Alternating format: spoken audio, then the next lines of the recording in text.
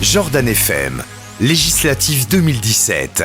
Nous continuons notre tour d'horizon des candidats en lice pour les législatives 2017. Aujourd'hui, j'accueille Grégory Potra. Bonjour. Bonjour. Alors, Monsieur Potra, vous êtes le candidat UPR pour cette première circonscription du Cantal, l'Union populaire républicaine. Alors, premier exercice, je vais vous demander de vous présenter et puis de nous expliquer pourquoi avoir décidé de vous lancer dans ces élections législatives. J'ai 42 ans, ça fait plus de 20 ans maintenant que j'habite sur Aurillac. Je travaille pour la ville d'Aurillac en tant que vidéaste, donc je fournis toutes les publications vidéo qui sont diffusées sur le site de la ville d'Aurillac. Voilà, puis je suis le papa de 2 filles.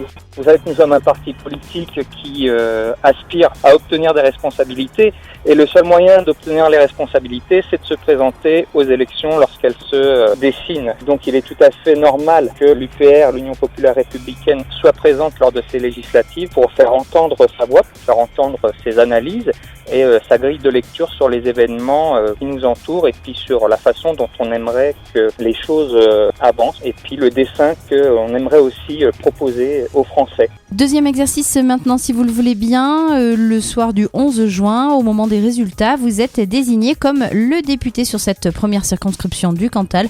Alors en tant qu'élu, quelles mesures allez-vous porter tout de suite au sein de l'Assemblée nationale ? La première mesure phare chère à l'UPR, c'est de proposer aux Français un frais de site.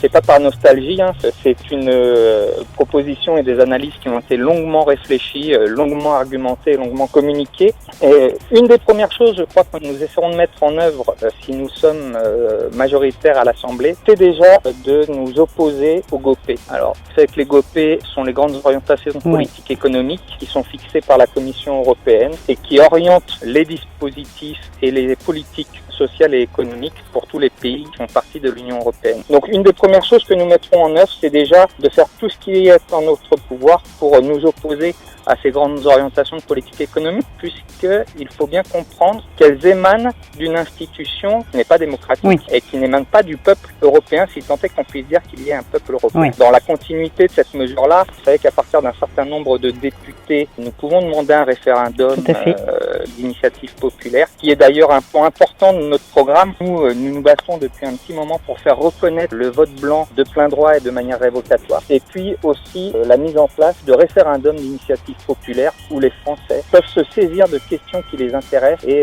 les voir aboutir au niveau de l'Assemblée nationale pour qu'elles soient débattues et pour que ça change le cadre juridique de nos institutions et puis de notre vivre ensemble. Grégory Potra, merci beaucoup pour ces quelques mots et pour suivre toute l'actualité de l'Union populaire républicaine, rendez-vous sur upr.fr.